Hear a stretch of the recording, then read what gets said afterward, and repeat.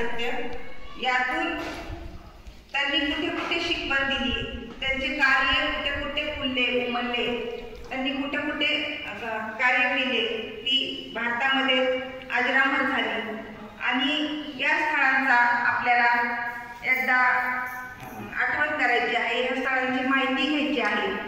तथागत बुद्धांनी आपल्या वाणीद्वारे आपल्याला दुःखमुक्त केले, आपल्या वाणीतून त्यांनी माणुसकीचा संदेश दिला आणि डॉक्टर बाबासाहेबांनी आपल्या लेखणीमधून आपल्याला दुःखमुक्त केले। आपण आज या सुस्थितीत आहोत। या महामानवांना मी पुन्हा एकदा पंचांग प्रणाम करते आणि आजच्या माझ्या व्याख्यानाला सुरुवात करते। आपण सर्वांची बहुतेक बौद्ध यात्रा झालेलीच असेल, म्हणजे आपण बौद्ध यात्राच मिळाला म्हणजे आपली यात्रा होत नाही, झालेलीच असते, आपण पाहिलेली असते। मलाही त्या पुस्तकातील स्थळ वाचून खूप भगवान बुद्ध आणि त्यांचा धर्म असं मलाही उत्सुकता होती की ही स्थळं किती सुंदर असतील, किती छान असतील, ज्या स्थळांना तथागतांचे पाय लागलेले आहेत, बाबासाहेबांचे पाय लागलेले आहेत, ती स्थळं पाहण्यात खूप आनंद आहे खरोखर। तर तथागतांचा जन्म लुंबिनी या गावामध्ये झाला। लुंबिनी हे गाव सध्या म्हणजे भारताबाहेर आहे, नेपाळमध्ये आहे आणि गोरखपूरपासून 30-40 किलोमीटरवर आहे। नैनितालपासून रेल्वेने तिथे जाता येते किंवा बसने तिथला प्रवास करता येतो। ते जरी बाहेर नेपाळमध्ये असेल तरी आपल्याला पासपोर्टची आवश्यकता नाही आणि आपले भारतीय चलन सुद्धा तिथे काही प्रमाणात चालतात।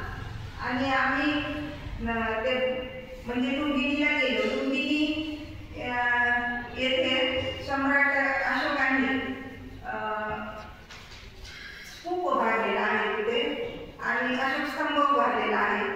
तर तिथे महामाया देवीचे मंदिर आहे।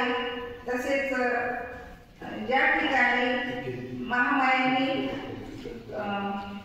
सिद्धार्थला अंघोळ घातली होती ते तलाव आहे तिथं प्रतिरूपामध्ये।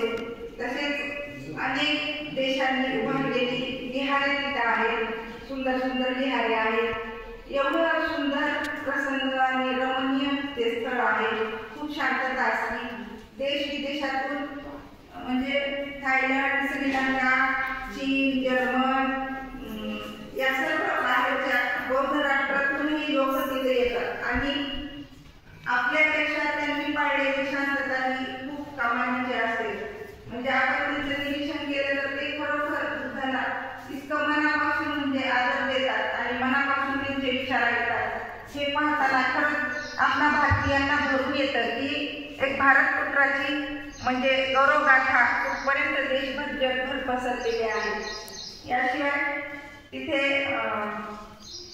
ज्ञानज्योत जळत असते नेहमी आणि तिथला परिसर अतिशय सुंदर आहे। त्यानंतर मग बुद्धांचा जन्म म्हणजे देवदह हे नेपाळमध्ये गाव आहे आणि ते महामाया देवीचे माहेर होते। तर त्यांच्या माहेरला त्या बाळपणासाठी जात असतानाच त्या शालवन वृक्षाखाली सिद्धार्थाचा जन्म झाला। सम्राट अशोकाने ते गाव नंतर मग करमुक्त केले आणि सम्राट अशोकाने तिथे बऱ्याच सुधारणा केल्या। ही सर्व